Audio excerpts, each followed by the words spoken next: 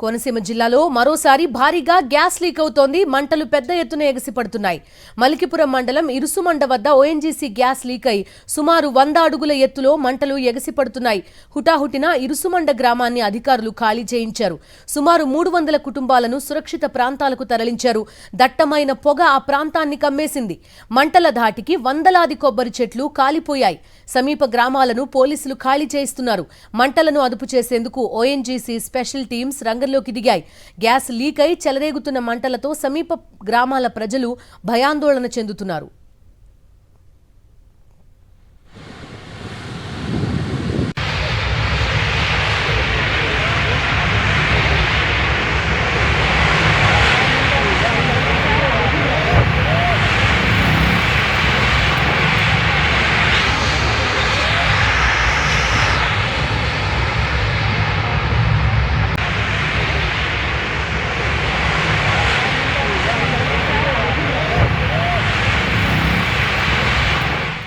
ప్రస్తుతం మంటల్ని అదుపు చేసే ప్రయత్నాల్లో ఉన్నారు అధికారులు. పూర్తి డీటెయిల్స్ అందిస్తారు మా కరెస్పాండెంట్ హరీష్. చెప్పండి, మొత్తం గ్రామాన్ని ఖాళీ చేయించినట్టుగా చెప్తున్నారు. ఎప్పట్లో మంటలు అదుపు చేసే అవకాశం ఉంది? అధికారికంగా ఏమన్నా ప్రకటించారా? ఎక్స్పర్ట్ టీం లాంటిది ఏమన్నా ఉందా ఈ చుట్టుపక్కల? ప్రస్తుతం జరిగిన సంఘటన బ్లో అవుతుంది. విపరీతంగా ఒత్తిడితో బయటికి బయటకు వచ్చే గ్యాస్ కాస్త బ్లో అవుట్ కింద మారిపోయింది. మంట పెద్ద ఎత్తున ఇక్కడ రావడం జరిగింది. దాని ప్రభావం చుట్టుపక్కల అన్ని ప్రాంతాల మీద కూడా ఉంటుంది. ప్రస్తుతానికైతే గ్రామం మొత్తం ఇరుసుమండ గ్రామం చుట్టుపక్కల ప్రాంతాలన్నీ 1/2 కిలోమీటర్ మీద ఖాళీ చేయించేశారు. దాదాపు 300 కుటుంబాలను ఆ సమీప సురక్షిత ప్రాంతాలకు బయటకు తరలించడం జరిగింది. కేవలం మనుషులు మాత్రమే కాదు, పశుపక్షాలన్నింటినీ కూడా మొత్తం పశువుల్ని అన్నింటినీ కూడా అక్కడ తరలించడం జరిగింది. ఆ ప్రాంతం అంతా అధికారులు కంట్రోల్లో తీసుకున్నారు. ఎవరికీ ఆ ప్రాంతాన్ని గణలో కూడా చూస్తున్నారు. ప్రస్తుతానికైతే ఫైర్ ఫైటింగ్ టీంలు అసలు అదేవిధంగా ఫైర్ ఇంజన్లతో నిరంతరం వాటర్ సరఫరా చేస్తారు. దానికి ఫ్లో చేస్తారు వాటర్ ని. చాలా ఫ్లో, ఎందుకంటే ప్రస్తుతం దగ్గరికి దాని ఉష్ణోగ్రత కూడా చాలా వరకు పెరిగిపోయింది. ప్రత్యేకమైన సూట్లు ఉండేవాడు తప్ప, ఫైర్ రెసిస్టెన్స్ సూట్లు ఉండేవాడు తప్ప దిక్కున్న వాళ్ళు మీలో ఉండేవారు దగ్గరికి వెళ్ళే పరిస్థితి కూడా లేదు. ఉష్ణోగ్రత కూడా చాలా ఎక్కువగా ఉంటుంది. ప్రస్తుతం అయితే ఓఎన్జీసీ టీంలే దాంతో ఏదో రకంగా క్యాప్, ఆ వెల్ క్యాప్ మీద ప్రయత్నాలు అయితే చేస్తున్నాయి. అంటే గ్యాస్ తీవ్రత కూడా చాలా ఎక్కువగా ఉండడంతో దాదాపు గడిచిన 2 గంటలతో పోలిస్తే ఈ తీసుకునే మంటల స్థాయి కూడా పెరిగిందని చెప్పారు. కాస్త భారీగానే గ్యాస్ ఉంది.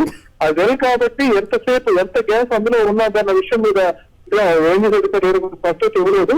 క్యాప్ ఈ లోపు మూయగలరా, లేకపోతే ఆ గ్యాస్ కలిగే వరకు పూర్తి స్థాయిలో తగ్గే వరకు మంటలు వచ్చేది సాధ్యం కాదా అన్న విషయాన్ని కూడా ఎంతవరకు స్పష్టత చేయలేదు. ప్రస్తుతానికైతే ఏదో రకంగా మంటలు అదుపులోకి తీసుకొచ్చే ప్రయత్నం అయితే చేస్తున్నారు. ఇంతవరకు ఇంకా పూర్తి స్థాయిలో పని అయితే అక్కడ పూర్తి కాలేదు. మరోవైపు అధికారులు జిల్లా కలెక్టర్ కూడా అదే ప్రాంతానికి వచ్చి పరిస్థితి సమీక్షించారు.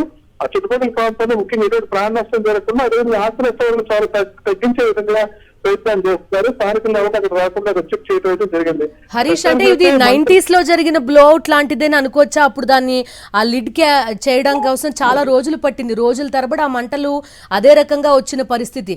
అప్పటి నుంచి చాలా వరకు అప్గ్రేడ్ అయి ఉంటుంది కదా. ఇప్పటి వరకు టెక్నాలజీ వాళ్ళు కూడా ఇలాంటివి ముందస్తుగా కాస్త అలర్ట్ గా ఉండే అవకాశం కూడా ఉండాలి కదా. ఖచ్చితంగా, ఎందుకంటే 1997 జనవరి 8వ తారీఖున కోనసీమలోనే పాచర్లపూడిలో బ్లోఅవుట్ జరిగింది. అతి కోనసీమ చరిత్రలో కాదు, దేశంలో జరిగిన బ్లోఅవుట్ అతిపెద్ద బ్లోఅవుట్లు అది కూడా ఒకటి. 65 రోజుల పాటు 205 రోజుల పాటు మంటలు అయితే బ్లోఅవుట్ అయితే కొనసాగింది. అది చాలా పెద్ద వెళ్ళి అందులో గ్యాస్ కూడా చాలా ఎక్కువగా ఉంది. రెండు, అప్పుడున్న పరిస్థితుల్లో అంటే 3 దశాబ్దాల క్రితం జరిగిన సంఘటనకు సంబంధించి అప్పుడున్న టెక్నాలజీ కూడా మన దగ్గర సరిపోయే పరిస్థితి లేదు. దాంతో అమెరికా నుంచి నీల్ ఆడమ్స్ కంపెనీలు కూడా రెఫర్ చేయడం జరిగింది. వాళ్ళు కూడా చేతులు ఎత్తేసారు. తర్వాత 2-3 కంపెనీలు తీసుకొచ్చినా సరే పూర్తి స్థాయిలో అయితే అప్పుడు కూడా పని పూర్తి కాలేదు. ఓఎన్జీసీకి సంబంధించిన ఒక ఇంజనీర్ దాని వాటర్ అంబ్రెల్లా సిస్టమ్ లో ఆ పరిస్థితి అనుసరించడంతో చాలా వరకు కంట్రోల్ చేసి దాని వెల్ క్యాప్ తీయడం జరిగింది. అయితే ఆ ఘటన పూర్తి కావడానికి దాదాపు 65 రోజులు పట్టింది. దాంతో పాటు కొన్ని లక్షల క్యూబిక్ మీటర్ గ్యాస్ కూడా పూర్తిగా తగ్గిపోయిన పరిస్థితి. అప్పుడు ఉన్న పరిస్థితుల్లో బ్లోఅవుట్ చూడటానికి ఇతర రాష్ట్రాల నుంచి కూడా పెద్ద సంఖ్యలో జనాలు తరలి రావడం జరిగింది. దాని ప్రభావం దాదాపు 34 కిలోమీటర్ల వరకు కనిపించింది. అప్పుడు ఏర్పడిన సంక్షోభం ఏదైతే కొబ్బరి పంట మీద, ఇతర పంటల మీద చూపించిన ప్రభావం ఏదైతే అది ఇప్పటికీ కొనసాగుతుంది. దాని కోనసీమ చరిత్రలోనే చీకటి రోజులో చెప్తారు, చీకటి ఘటనలో చెప్తారు. ఆ ఘటన తలుచుకుంటే కోనసీమ వాళ్ళంతా గుండెల్లో రైలు పెరిగే పరిస్థితి. ఇప్పుడున్న పరిస్థితుల్లో అయితే టెక్నాలజీ చాలా వరకు అభివృద్ధి చెందిందని చెప్పారు. ఎందుకంటే ఓఎన్జీసీ ఆన్ షోర్ లోను ఆఫ్ షోర్ లోను కూడా అతిపెద్ద డ్రైవ్స్ అయితే నిర్వహిస్తుంది. పెద్ద ఎత్తున అయితే ఈ ఓఎన్జీసీ ఎక్స్ప్లోరేషన్ కార్యక్రమాలు అయితే ఉన్నాయి. ఎక్విప్మెంట్ కూడా మిగతా కంపారిటివ్ మిగతా ఏ సంస్థ చూసినా భారీగానే ఉన్నాయి. మరోవైపు కేవలం ఓఎన్జీసీ మాత్రమే కాదు, ఇతర ప్రధాన ప్రైవేట్ కంపెనీలు కూడా ఈ ప్రాంతంలో ఎక్స్ప్లోరేషన్ ప్రాసెస్ అయితే నిర్వహిస్తున్నాయి. దీనికి సమీపంలోనే రిలయన్స్ ఉంది, అదేవిధంగా వేదాంత గ్రూప్ ఉంది. ఇతర పెద్ద గ్రూపుల్లో కూడా ఈ పెద్ద ఎత్తున ఎక్స్ప్లోరేషన్ ప్రాసెస్ నిర్వహిస్తున్నారు. కాబట్టి ఎక్విప్మెంట్ పరంగా కూడా చూసుకున్నా, ఫైర్ ఫైటింగ్ టీమ్ లో చూసుకున్నా, ఏ రకంగా చూసినా సరే 30 ఏళ్ల తర్వాత అసలు భారీగానే టెక్నికల్ గా ముందుకెళ్ళడం జరుగుతుంది. దాంతో అంత టైం తీసుకోవాల్సిన అవసరం లేకుండానే వీటిని అదుపు చేసే అవకాశం ఉంటుందని భావిస్తున్నారు. సింధు. రైట్ హరీష్.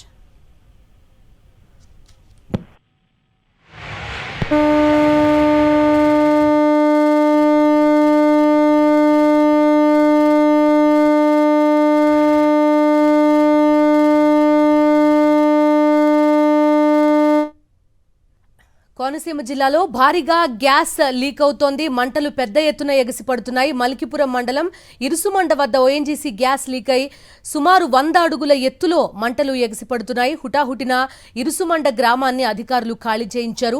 సుమారు 300 కుటుంబాలను సురక్షిత ప్రాంతాలకు తరలించారు. దట్టమైన పొగ ఆ గ్రామం మొత్తం కమ్మేసింది. మంటల ధాటికి వందలాది కొబ్బరి చెట్లు కాలిపోతున్నాయి. సమీప గ్రామాలను కూడా పోలీసులు ఖాళీ చేయిస్తున్నారు. మంటలను అదుపు చేసేందుకు ఓఎన్జీసీ స్పెషల్ టీమ్స్ రంగంలోకి దిగాయి. గ్యాస్ లీక్ అయి చెలరేగుతున్న మంటలతో సమీప గ్రామాల ప్రజలు భయాందోళనలో ఉన్నారు.